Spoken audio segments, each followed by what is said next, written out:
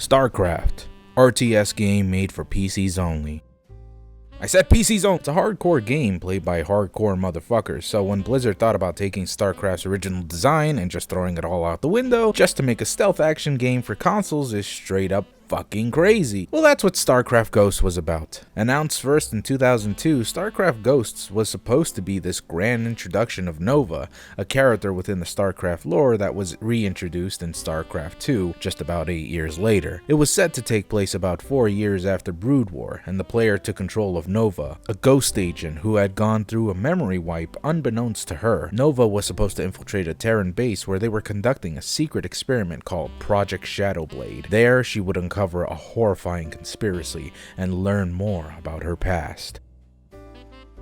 Okay, I hope that summary was interesting to someone out there, because I really don't know shit about StarCraft. Regardless of that, I am interested in stealth games, and I love them to bits, so seeing this game being developed by Blizzard got me real intrigued. This is not Blizzard's MO, however. They tend to stick with RTS or RPG games, so it was strange that they would want to develop something that was outside their realm of understanding. The truth is, however, Blizzard barely touched the project. Apparently, the idea behind Ghost actually didn't come from Blizzard themselves, allegedly, but actually Nihilistic Software, who were greatly influenced by stealth games of the 90s. Blizzard saw this as a great opportunity to break into console games, as they've had interest in doing so before, but were far too busy with Diablo 2 at the time. Nihilistic, very passionate about the project, wanted to take the burden away from Blizzard and told them that they'll develop it, so long as Blizzard provided the cinematics, and Blizzard agreed. Nihilistic began working on the project, and diligently so.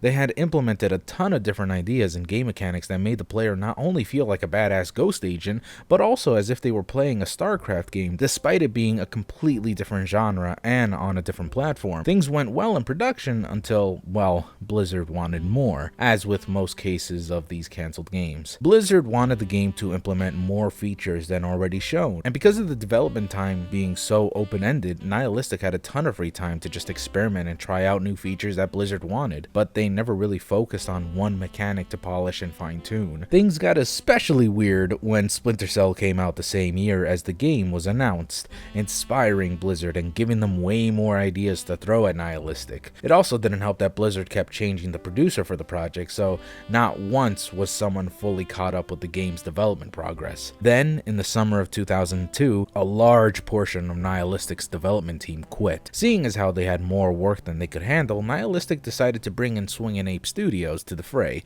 developers of Metal Arms, a glitch in the system, which is a fucking beautiful game. Oh my god, I should seriously talk about this game sometime. Anyway, shit got more hectic when Blizzard asked if Nihilistic could add a multiplayer mode, which they did, and it was pretty ambitious. I won't go too into detail, but one game mode that really stuck out to me was one where you had to control a moving objective and defend it against other teams that could also control the moving objective. When the objective reached one side of the map, that being the ally side or the enemy side, it would plant itself down and the team would have to defend it from the opposing team. Sound familiar?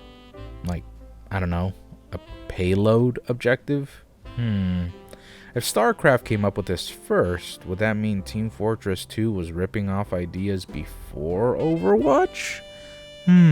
Also, the multiplayer was technically supposed to be a class-based shooter, so that really strengthens the idea. But anyway, things spiraled out of control since the introduction of multiplayer. Swingin' Ape was bought outright by Blizzard, and Nihilistic stopped giving a shit about the project and ended up leaving. The game is now postponed indefinitely. By 2006, Blizzard was in no way going to develop the game. Not only was the next-gen consoles coming out, so that meaning that they'd had to rework the whole damn project just for the new generation, but they were also at the peak of World of Warcraft's success. The game, while not cancelled, was most likely never going to see the light of day. Again though, it is technically on hold, and if Blizzard ever decided to, they could just start up the project again and make StarCraft Ghost into a reality. But honestly, the demand isn't really there, what with stealth games not being as popular as they used to be, and with Blizzard focusing on so many other projects. In the end though, it's all about Blizzard. Will Ghosts ever come out and be its own thing, or will it forever remain a ghost, a remnant of the past, a dead project still lingering onto Blizzard Studios? Who knows? Guess only time will tell.